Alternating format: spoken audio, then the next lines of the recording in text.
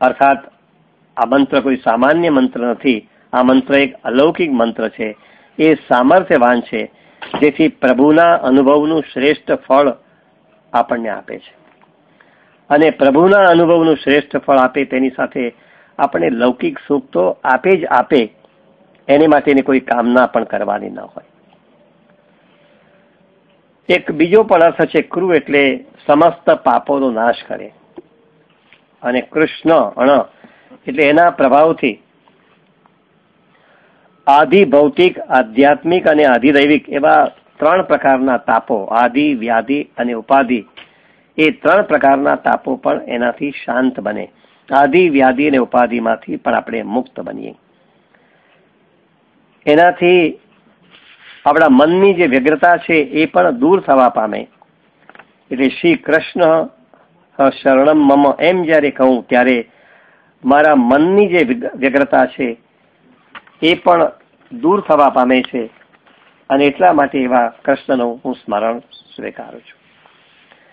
એટલે જો જીવ શ્રદ્ધાથી, ભક્તિથી આ મંત્રનો જપ કરે તો જરૂર અલૌકિક એવા પરમ આનંદનો એ અનુભવ પ્રાપ્ત કરી શકે. આ મંત્રનું મહત્વ સમજાવતા શ્રી ગોસાઈજી તેથી આજ્ઞા કરે છે કે અષ્ટાક્ષર મંત્ર દ્વારા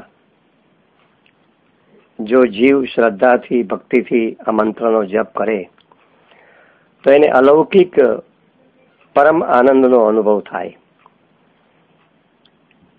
આવેલ સઘળા સંકટો પણ દૂર થાય, હૃદયની જે મલિનતાઓ હોય એ પણ દૂર થાય. શ્રી ઠાકોરજી સદા એના હૃદયમાં આવીને બિરાજે.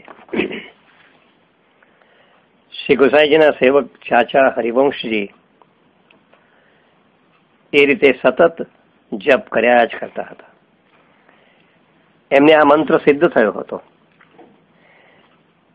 અને એટલા માટે એક વખત તેઓ શ્રી યમુનાજીના ઊંડા જળ ઉપર વગર પુલે ચાલીને સામે પાર પણ જઈ શક્યા હતા.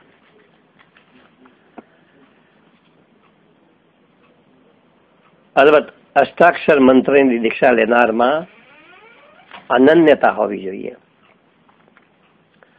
આપણી પ્રતિજ્ઞા હોય કે આજથી હું શ્રી કૃષ્ણનો જ છું. શ્રી કૃષ્ણ જ મારો દ્રઢ આશ્રય છે. એના સિવાય મારા માટે કોઈ ઈષ્ટ નથી. શ્રી કૃષ્ણ સિવાય કોઈનો આશ્રય હું કદી પણ કરીશ નહીં.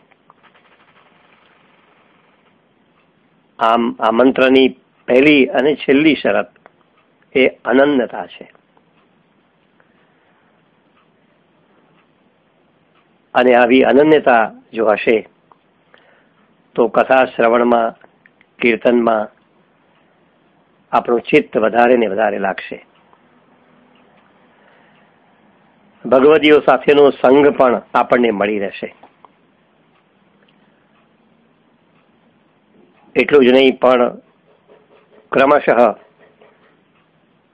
આપણી આસક્તિમાં વિશેષ પ્રમાણમાં વધારો થશે. આ રીતે અષ્ટાક્ષર મંત્ર નું સતત આપણે રટન કરીએ